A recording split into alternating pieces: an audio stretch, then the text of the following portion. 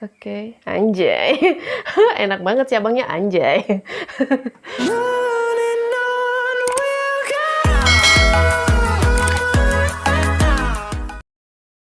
Hai guys, balik lagi bareng aku Aris. Apa kabar semua hari ini? Semoga selalu sehat ya. Yang terpenting guys, jangan lupa minum air putih banyak-banyak, tapi jangan kebanyakan, nanti kembung bahaya ya. Video kali ini ya seperti yang teman-teman lihat di thumbnail dan judul. Kali ini aku mau mereaction satu video ini. Dapat 16 suara serba-serbi blunder Ganjar Pranowo yang bikin suaranya nyungsep. Oke. Ini videonya seperti apa guys ya? Katanya sih serba-serbi Ganjar Pranowo yang bisa membuat suaranya ngedrop gitu ya, jatuh gitu. Ya mungkin sikap, tingkah laku atau gimana gitu ya. Aku juga belum lihat videonya ya. Dan aku yakin teman-teman pasti sudah nonton ini videonya seperti apa. Dan seperti biasa di video aku kali ini, aku mau ajak teman-teman untuk nobar bareng aku lagi. Kita lihat bareng-bareng guys ya. Oke, sebelum lanjut ke videonya guys, jangan lupa nih follow juga media sosial aku. Ada Instagram, TikTok, fanspage, Facebooknya aku. Untuk link ada di kolom deskripsi. Mempermudah teman-teman dalam pencarian. Kali aja ada teman-teman yang mau follow, silahkan monggo gitu ya. Kalau enggak juga ya nggak apa-apa, di skip aja. Bentar, ini suara aku kenapa kayak suara maknya teriak ya, terwiyah, oke. Agak-agak serak gimana gitu guys. Oh ya, karena aku juga penasaran, jadi kita langsung gas ke videonya. Keangkuhan dan kearoganan seorang Ganjar. Nggak usah ke paslon lain, ke temennya sendiri aja, temen pasangan, temen cawapresnya, ke Pak Mahfud. Terlihat kan seperti apa perlakuannya? Hola netizen yang tercinta. Perolehan suara capres nomor urut 3 Ganjar Pranowo jauh dari elektabilitas di awal pencalonannya. Pada hasil real count sementara KPU, pasangan Ganjar Mahfud mendapatkan suara 16,69%. Perolehan suara yang kecil tersebut digadang-gadang karena Ganjar sering kali melakukan blunder sebelum pemilu. Hal ini juga sempat diungkapkan oleh salah satu lembaga survei. Nah, inilah beberapa blunder Ganjar yang bikin suaranya anjlok. Blunder apa ini? Pertama, sebut Najwa Shihab MC. Oh, Ganjar Pranowo pada acara Mata Najwa on Stage Yogyakarta bertema 3 baca pres bicara gagasan pada Selasa 19 September 2023 sempat blunder soal pekerjaan Najwa Shihab. Hal itu bermula saat Ganjar menyebut harusnya lulusan terbaik seperti Najwa Shihab menjadi dosen saja. Kalimat Ganjar sontak membuat Najwa Shihab makin geram. iya aku inget ini, lulusan terbaik kok jadi jurnalis gitu ya. Ganjar seolah-olah merendahkan profesi jurnalis. Mbak, Nah, ya ini dia. 10 besar lulusan terbaik itu jadi dosen. Ya dong. Masa jadi MC? Siapa Mas MC? Saya jurnalis bukan MC. Bukan ya. Jurnalis lah kalau gitu. Dan jurnalis profesi yang membanggakan loh Mas. Oh iya, maksud saya kalau Mbak lulusan 10 terbaik. Kedua, Kayak terlalu merendahkan gak sih? Ya gak sih? Mbak Najwa Shihab aja dikatain kayak gitu guys. Apalagi kita. Piala Dunia U20 di Indonesia. Isu lain yang membuat Ganjar blunder adalah soal dirinya yang menolak timnas Israel ikut di Piala Dunia U20. Kala itu Indonesia harusnya menjadi tuan rumah, namun dibatalkan karena ada berbagai penolakan termasuk dari Ganjar. Akibat penolakan tersebut, salah satu lembaga survei menyebut elektabilitas Ganjar turun dari 36,2% pada Maret 2023 menjadi 32,4% pada April 2023. Ketiga, mengkritik Jokowi. Ganjar yang mulanya dianggap jadi penerus Presiden Jokowi malah mengkritik Jokowi dan keluarganya. Hal ini juga yang menurut laporan salah satu lembaga survei menurunkan elektabilitasnya. Kritik keras kubu Ganjar terhadap Jokowi dan keluarganya membuat posisinya makin merosot. Apalagi Ganjar sempat menyebut nilai Jokowi jeblok dalam pemerintahan. Data lembaga survei menyebut blunder itu membuat elektabilitas Ganjar Mahfud turun dari 35,3% pada Oktober 2023 ke 28,6% pada awal November 2023. Wow. Oke. Parah sih ya. Dan turun lagi menjadi 24,9% di November akhir. 4. Dianggap arogan. Pengamat politik Citra Institute, Efrija menyebut salah satu yang membuat Ganjar dapat suara kecil karena arogansinya. Efrija menyebut Ganjar terlalu arogan karena menyerang capres lain, terutama Prabowo Subianto dengan begitu keras. kelima mengakui jadi Iya. Yang waktu debat capres itu. petugas partai. Peneliti LSI Denny J.A. Hanggorodoso Pamungkas dalam rilis survei bertajuk Melebarnya Jarak Elektabilitas Prabowo versus Ganjar juga sempat menyebutkan bahwa labeling petugas partai membuat Ganjar ikut keok. Ganjar mengaku bahwa sebagai kader partai memang petugas partai yang harus tegak lurus. Dalam hal ini, LSI Denny J.A. mencatat 69,9% publik tidak suka presiden disebut petugas partai. Ini apa ini? Hah? Lu masa aku dipasangi karo PSI ki sapa? Ya. Wah, ini teman SD saya, namanya Kamso. Ini satu kelas waktu itu dan ya jadi seperti ini. Pak Ganjar, ini kok Pak Ganjar? Bentar. Yang sekarang jadi seperti ini. Ya, yang nggak gitu cara menjelaskannya, cukup ini teman satu kelas saya waktu SD gitu. Terus kita dulu sering main apa gitu aja gitu ya. Apa nonton film porno? Kalau saya nonton film porno itu salah saya di mana? Coba, salah saya di mana kalau saya nonton gambar porno, film porno? Saya suka kok. Nah, gimana nih menurut Saya suka kok, oke. netizen yang terhormat? Silahkan berkomentar ya. Bapak mah orang ditanya wartawan malah tanya balik.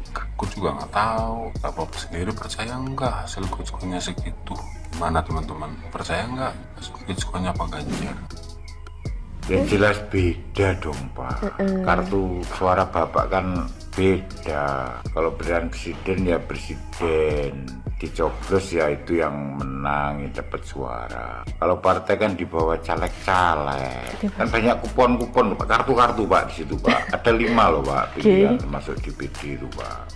Kalau suara partai PDI masih tinggi ya lumrah, tapi kan presidennya kalah. Gitu loh. Dong pora aja nih.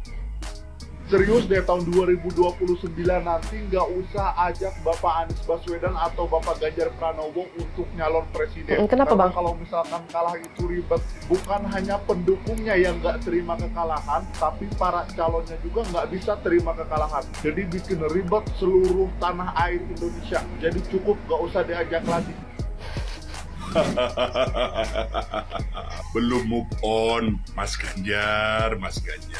Memang benar, kekuasaan tertinggi adalah rakyat. Namun rakyat melalui pemilu memilih suaranya untuk Prabowo yang terpilih menjadi presiden. Bukan Anda, Mas Ganjar. Anda cuma dapat 16%, Mas Ganjar. Udahlah, terima dengan legowo kekalahan Mas Ganjar. Prabowo lah presidennya tahun ini, oke? Kan masih ada tahun 2029 ya. Kalah wae to. Wes iki lho 17% iki lho. Legowo ngono lho. Masyarakat harus kerja, ora ngurusi kowe iki lho. Wong wis diwai nilai 17% kok sapi iki lho. Seluruh provinsi Indonesia iki ora ono sing menang 17% kabeh, 16%, 15%. Enggak ada yang 20% Pak. Arep C1, arep angket yo bangga. Nggak akan merubah ngono lho. 17% naik. Wis to legowo. Pas kuwi 17%. Karena yo nggak mungkin melebihi 20% karena Anda pernah menolak U20 untuk tanding ke Piala Dunia. Nah, segitulah. Wes legowo Pak, ora usah ngajak-ngajak masyarakat arek golek C1 arek ngrekam arek opo. Takono saksimu nang TPS iki lho. Ribet banget 17% kok berisik ya sak Indonesia iki. Wes legowo. Prabowo sing jadi presiden wes. Susah. Prabowo yang jadi presiden. Salah satu dari alasan kenapa orang-orang tidak memilih Pak Ganjar, menurut saya adalah benar kata dari Bung Rocky, yaitu keangkuhan dan kearoganan seorang Ganjar. Itu nggak usah ke paslon lain, ke temennya sendiri aja, temen pasangan, temen cawapresnya, ke Pak Mahfud. Terlihat kan seperti apa perlakuannya? Itu kepada senior. Bisa dibilang Pak Mahfud adalah seniornya Pak Ganjar, mau nggak mau kalian harus menerima itu. Sampai-sampai banyak banget komentar yang mengatakan Pak 16% itu adalah suara dari Bapak, maksudnya ke Pak Mahfud. Kenapa? Karena orang-orang gedek aja, terlalu sombong, terlalu arogan, terlalu angkuh, kepedean. Karena dia ada di partai yang besar, dia merasa dirinya akan menang. Dan itu terbukti dengan adanya silent majority yang mereka tiba-tiba keluar kandang semuanya pilihnya 02. Kaget nggak tuh? Padahal di kampanye-kampanye biasa-biasa aja. Bahkan gue sendiri aja itu ngerasa, waduh 02 ini ini kayaknya bakalan ada 2 putaran nih. Karena kayak sepi-sepi aja gitu. Pas giliran pemilu dilaksanakan, boom, gila-gilaan 02 suaranya banyak banget. Malah aku pikir 01 itu akan bisa mengimbangi 02. Jadi jangan pernah merasa Anda itu di atas segalanya, di atas udah sombong jumawa duluan. Ya karena tetap rakyat yang menentukan, Pak. Anda nggak bisa apa-apa. Ya kita tetap raja di atas pemerintahan ini, mau nggak mau. Banyak alasan kenapa banyak orang itu tidak mau menerima Pak Ganjar sebagai presiden di tahun 2024. Dan gue tahu kenapa, karena kalau kalian lihat sepak terjangnya Pak Jokowi dan Bu Mega, kita melihat kalau Pak Jokowi itu kayak dijadikan sebagai alat partainya. Gue tidak menyinggung Bu Mega, gue tidak menyinggung Pak Jokowi dan juga tidak menyinggung PDIP. Cuma gue lihat dari perspektif masyarakat awam ya, gue tuh sampai baca-baca di komenan orang, terus gue lihat di sosial media, di berita, di TV, gue paham kenapa elektabilitas Pak Ganjar itu menurun. Karena beberapa kali dia tuh ngomong, demi ibu, kata ibu, masyarakat itu malas menerima calon presiden yang ujung-ujungnya nanti malah jadi. Kalian gak usah jauh-jauh. Sensor guys ya. Tahu deh, coba searching aja di TikTok. Gimana reaksi orang ketika melihat pelantikan Pak Ganjar sebagai calonnya PDIP. Lu lihat aja gimana reaksi orang-orang tuh, komenan-komenannya. Gua nggak ngejudge ya, gua cuma merekapitulasi anjay. Gua hanya merangkum. Enak banget sih abangnya anjay. Kataan orang-orang yang nggak setuju Pak Ganjar itu jadi. Karena akhirnya Pak Ganjar ini lebih mengedepankan kepentingan partai politik daripada kepentingan rakyat. Banyak orang lebih memilih Pak Anies ataupun Pak Prabowo itu karena mereka meyakini bahwa dua paslon ini akan berdiri sendiri dan menjadikan partai politik itu sebagai pembantunya, bukan pengaturnya. Tolong jangan ngejudge gue. Gue hanya melihat dari sudut pandang masyarakat awam terhadap pemilihan Pak Ganjar sebagai calon presiden di tahun 2024 ini. Andaikan kata Pak Ganjar mampu menempatkan dirinya bukan sebagai ketika ia selama ini berkampanye ataupun di depan TV, di depan berita, mungkin saja masyarakat tidak akan menganggap Pak Ganjar sebagai seorang. Sensor. Jadi gimana menurut kalian? Kalau gue sih insya Allah mudah-mudahan Pak Ganjar itu kan adalah gubernur salah satu yang terbaik lah di Indonesia. Dia mampu memimpin Jawa Tengah meskipun Jawa Tengah itu masih dalam kategori kemiskinan. Tapi gue yakin track record dia itu cukup bagus soalnya. Dia bisa membina Jawa Tengah dengan lebih baik. Mungkin aja dia bisa menjadi presiden asal dia bukan. Selesai. Ya itu dia hal yang membuat suara dari Pak Ganjar sangat merosot banget ya guys ya. Ya sikap, tingkah laku ya emang harus dijaga sih sebenarnya kalau memang mau menjadi sosok yang penting gitu ya.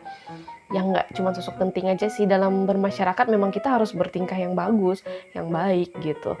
So kalau menurut kalian gimana nih beberapa hal yang membuat suara dari Pak Ganjar ini nyungsep? Menurut kalian gimana? Coba ketik-ketik di kolom komentar. Aku juga ucapin terima kasih banyak buat teman-teman yang sudah setia bersama Arissa Sebastia.